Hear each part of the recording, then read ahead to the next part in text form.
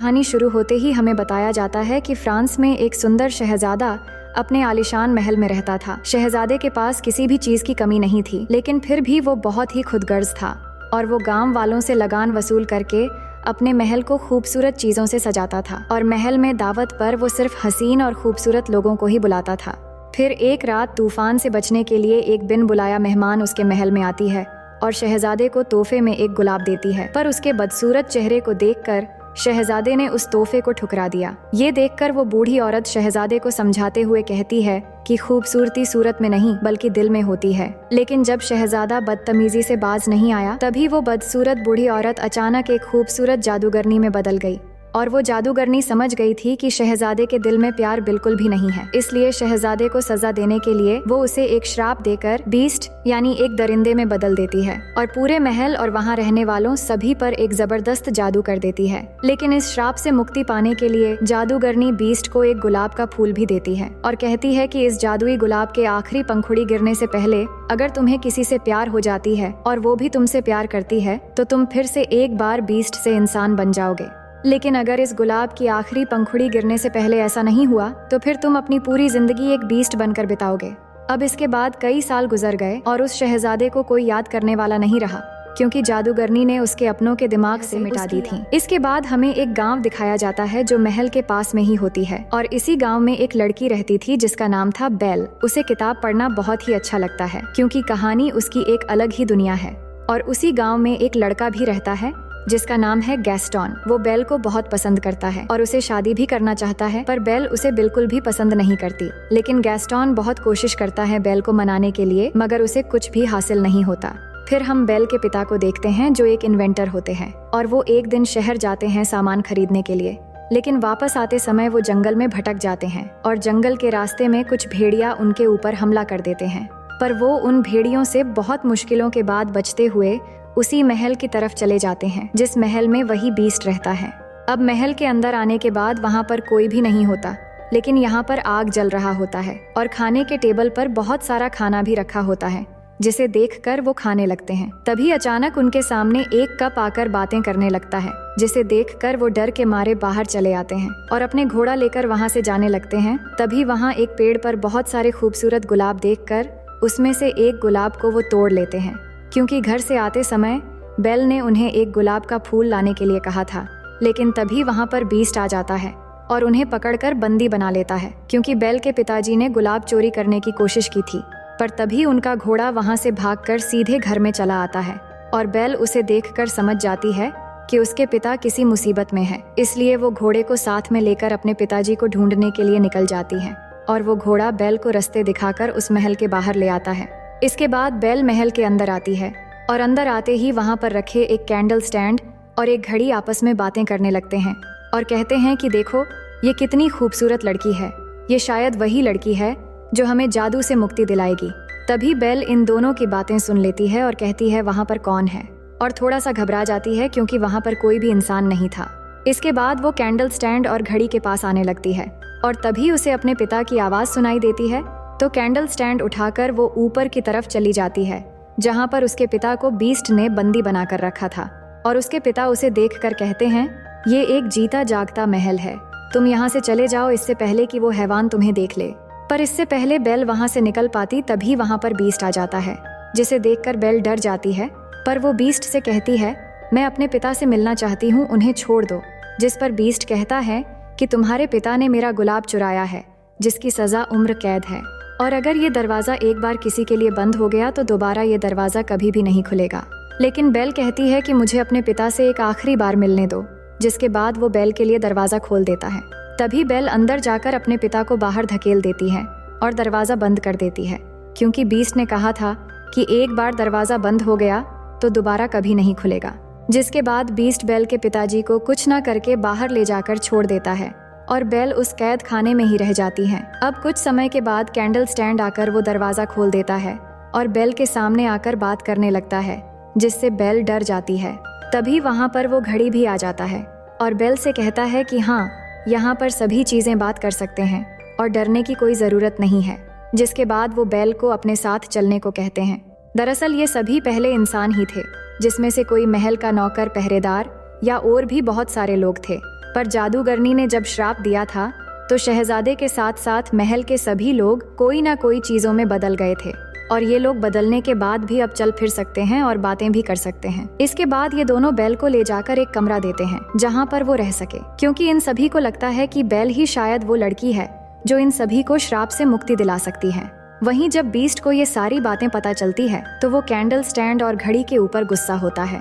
तभी घड़ी उसे कहता है कि शायद यही वो लड़की है जो हम लोगों को श्राप से मुक्ति दिला सकती है, इसलिए तुम्हें उसके पास जाना चाहिए और उससे प्यार से बात करना चाहिए।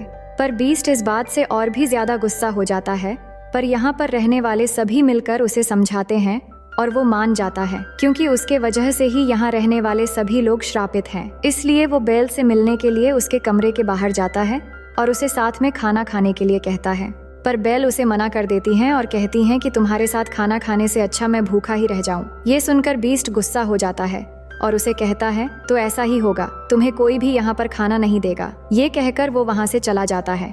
उसके बाद वो उस जादुई गुलाब के पास आता है जिसका आखिरी पंखुड़ी गिरने के बाद वो हमेशा के लिए एक बीस्ट बनकर रह जाएगा, और वो देखता है कि उस गुलाब के बहुत सारे पंखुड़ी अब तक टूटकर गिर चुके हैं और बाकी पंखुड़ी भी बहुत ही जल्दी गिरने वाले हैं। वहीं दूसरी तरफ हम देखते हैं कि बेल के पिता वापस अपने गाँव में चले आते हैं और गांव वालों को उस महल के बारे में कहने लगते हैं और बीस्ट के बारे में भी कहते हैं, पर उनके बातों पर कोई भी विश्वास नहीं करता और सब मजाक समझने लगते हैं। लेकिन यहाँ पर गैस्टन उन्हें कहता है कि मैं तुम्हारी बातों पर विश्वास करता हूँ, मुझे वहाँ लेकर चलो, मैं तुम्हारी बेटी को बीस्ट के पास से छुड़ाकर वापस लेकर आऊंगा। वहीं महल के अंदर हम कैंडल स्टैंड, घड़ी और बाकी सभी चीजों को देखते हैं जो बेल के लिए खाने की तैयारी करते हैं और बेल की मेहमान नवाजी करने के लिए उसे खाने पर बुलाते हैं, और सभी मिलकर गाना गाते हुए बहुत अच्छे से बेल के सामने खाना पेश करते हैं। और खाना खत्म होने के बाद बेल को अपने कमरे में जाकर आराम करने के लिए कहते हैं, पर बेल अपने कमरे में न जाकर महल की एक दूसरे कमरे में चली जाती है जहाँ पर वो जादुई गुलाब रखा हुआ था। वहाँ जाकर वो उस गुलाब को छू कर देखने वाली होती है, तभी वहाँ पर बीस्ट आ जाता है और बहुत गुस्सा होकर कहता है, तुम यहाँ पर क्या कर रही हो? तुम्हें अंदाजा भी है उस गुलाब को छूने से क्या हो सकती थी? ये कहकर वो उसे डांट कर वहाँ से चले जाने के लिए कहता है। ये सुनकर बेल रोते हुए महल से बाहर चली जाती है और एक घोड़ा लेकर अपने घर की तरफ जाने लगती है, पर जंगल के रास्ते में कुछ भेड़िया आकर उसे घेर लेते हैं, और इससे पहले कि वो भेड़िया उसके ऊपर हमला करके उसे मार डालते, तभी बीस्ट वहाँ पर आ जाता है और इन भेड़ियों से लड़ने लगता है। हालांकि वो सभी भेड़िया भी उसे घेर कर मारने की कोशिश करते हैं, लेकिन आखिर में वो सबको डराकर वहाँ से भगा देता है, मगर वो खुद भी बहुत घायल हो जाता है। अब बेल उसे घायल देखकर उसे बचाने के लिए ना चाहते हुए भी फिर से उस महल में चली आती है और महल में ले आकर बीस्ट की मरहम पट्टी करती है और उसकी देखभाल करने लगती है। और वहाँ पर रहने वाले सभी ये देखकर बहुत ही खुश हो जाते हैं, क्योंकि सभी चाहते हैं कि दोनों के बीच में प्यार हो जाए, जिस वजह से उन सभी को श्राप से मुक्ति मिल जाएगी। इसके बाद हम गैस्टन के दोस्त और उसके साथ बेल के पिता को देखते हैं जो उस महल की तरफ आ रहे थे, पर जंगल में आकर उन लोगों को महल में जाने का रास्ता नहीं मिलता, जिस वजह से गैस्टन बहुत ही गुस्सा हो जाता है और बेल के पिता को कहता है, दरअसल तुम्हारे दिमाग की हालत अब ठीक नहीं है, यहाँ पर कोई भी महल या बीस्ट नहीं है, ये सब बकवास है, इसलिए हमें वापस चलना चाहिए। और वो बातों बातों में ये भी कह देता है कि मैं तुम्हारी बेटी से शादी करना चाहता हूँ। ये सुनकर बेल के पिता उसे कहते हैं कि मैं जब तक जिंदा हूँ तुम्हारा ये सपना कभी भी पूरा नहीं होगा। ये सुनकर गैस्टन बेल के पिता के सामने बहुत बदतमीजी से पेश आता है और उन्हें थप्पड़ मारता है, जिसके बाद उन्हें एक पेड़ के साथ बांधकर अपने दोस्त को लेकर वहाँ से चला जाता है ताकि रात में भेड़िया आकर उसे मार डाले। लेकिन अगले दिन सुबह वहाँ पर आगाती नाम की एक लड़की आती है जिसे गाँव से निकाल दिया गया था। वो आकर बेल के पिता को छुड़ा लेती है और उन्हें गाँव में वापस लेकर जाती है। वहीं महल में उसी दिन सुबह बीस्ट की तबीयत थोड़ी सी ठीक होती है, तभी बेल उसे एक शायरी सुनाती है, जिसे सुनकर बीस्ट कहता है, क्या तुम पढ़ सकते हो? जिस पर बेल कहती है कि हाँ, मुझे कहानी की किताबें पढ़ना बहुत ही पसंद है। ये सुनकर बीस्ट उसे अपनी लाइब्रेरी में लेकर जाता है जहाँ पर बहुत सारे किताबें रखे होते हैं, जिसे देखकर बेल बहुत खुश हो जाती है। जिसके बाद बीस्ट उसे कहता है कि तुम चाहो तो यहाँ पर रह सकते हो और अब से ये सब तुम्हारा है। जिसके बाद बेल यहीं पर ही रुक जाती है और धीरे धीरे दोनों के बीच दोस्ती होने लगती है और दोनों एक साथ महल में घूमते हैं और बेल उसे किताबें पढ़कर सुनाती हैं और बीस्ट बेल के साथ में गाना भी गाता है। फिर एक दिन बीस्ट बेल को एक जादुई किताब दिखाता है और कहता है कि इस किताब को छूकर तुम जिस समय में जाना चाहती हो जा सकती हो। जिसे सुनकर बेल कहती है कि मैं पेरिस के उस समय में जाना चाहती हूँ जिस समय में अपनी माँ से अलग हुई थी। और जब वो बीस्ट के साथ उस समय में जाती है तो उसे पता चलता है कि उसकी माँ को प्लेग हो गया था। इसलिए बेल के पिताजी को उसके माँ ने ही कहा था कि बेल को यहाँ से कहीं दूर लेकर जाने के लिए, ताकि उसे भी ये बीमारी ना लग जाए। अब बेल को ये पता लगने के बाद वो बहुत दुखी होती है, जिसके बाद वो बीस्ट को लेकर अपने समय में वापस चली आती है। अब दूसरी तरफ हम देखते हैं कि बेल के पिता वापस गांव में चले आए हैं और वो सभी को बताते हैं कि गैस्टन उन्हें जंगल में मरने के लिए छोड़कर आ गया था। लेकिन गांव का एक आदमी बेल के पिता से पूछता है कि क्या आपके पास इसका कोई सबूत है, जिस पर वो कहते हैं आप लोग आघाती से पूछ लो, उसी ने मुझे जंगल से बचाकर यहाँ लाई है। पर गैस्टन इस बात से इनकार कर देता है और कहता है कि इस लड़की की गवाही नहीं मानी जा सकती क्योंकि इसे गांव से बाहर निकाल दिया गया है। और वो कहता है कि असल में इनकी दिमागी हालत ठीक नहीं है, इसलिए इनकी बेटी भी इन्हें छोड़कर चली गई है। और गैस्टन का दोस्त भी इस बात का झूठा गवाही देता है, जिस वजह से गांव वाले भी गैस्टन की बातों पर विश्वास कर लेते हैं। और अब सभी लोगों को लगता है कि सच में बेल के पिता के दिमागी हालत ठीक नहीं है और पागल खाना भेजने के लिए जोर जबरदस्ती गाड़ी में डालकर बंदी बना लेते हैं। वहीं दूसरी तरफ हम देखते हैं कि बीस्ट और बेल वापस आने के बाद कैंडल स्टैंड बीस्ट से कहता है कि तुम्हें बेल को कह देना चाहिए कि तुम उससे प्यार करते हो। पर बीस्ट कहता है कि वो कभी भी मुझ जैसे दरिंदे से प्यार नहीं करेगी। लेकिन यहाँ पर बोलने वाले सभी चीजें मिलकर बीस्ट को समझाते हैं और उसे अच्छे से तैयार भी करते हैं। और दूसरी तरफ बेल को भी बहुत खूबसूरती से तैयार किया जाता है। असल में वो दोनों महल में डांस करने वाले हैं क्योंकि बेल को डांस करना बहुत ही पसंद है। इसके बाद दोनों मिलते हैं और गाना गाते हुए डांस करते हैं। फिर डांस करने के बाद बीस्ट कहता है कि मैंने कई सालों के बाद डांस किया है और मैं इस एहसास को भूल ही चुका था। और साथ में बेल के डांस की भी तारीफ करता है। तभी बेल उसे कहती है कि उसके पिता ने उसे डांस करना सिखाया था, जिसे सुनकर बीस्ट कहता है कि तुम्हें उनकी याद नहीं आती। तो वो कहती हैं कि हाँ, मुझे उनकी याद तो आती है, पर मैं क्या कर सकती हूँ, मैं तुम्हारे कैद में जो हूँ। जिसे सुनकर बीस्ट उसे कहता है कि मेरे पास में एक जादुई आईना है जिसमें तुम किसी को भी देख सकते हो। इसके बाद बेल उस आईने में अपने पिता को देखती है, जहाँ पर गांव के लोगों ने उसके पिता को बंदी बना लिया है, जिसे देखकर बेल बहुत ही परेशान हो जाती है। जिसके बाद बीस्ट उसे गांव में जाने के लिए कह देता है और जाने से पहले बीस्ट उसे वो जादुई आईना दे देता है और कहता है कभी भी तुम्हें मेरी याद आए तो तुम मुझे इस आईने में देख लेना। जिसके बाद बेल वो जादुई आईना लेकर वहां से अपने गांव की तरफ निकल जाती है। लेकिन इस बात से महल में रहने वाले सभी चीजें और बीस्ट उदास हो जाते हैं।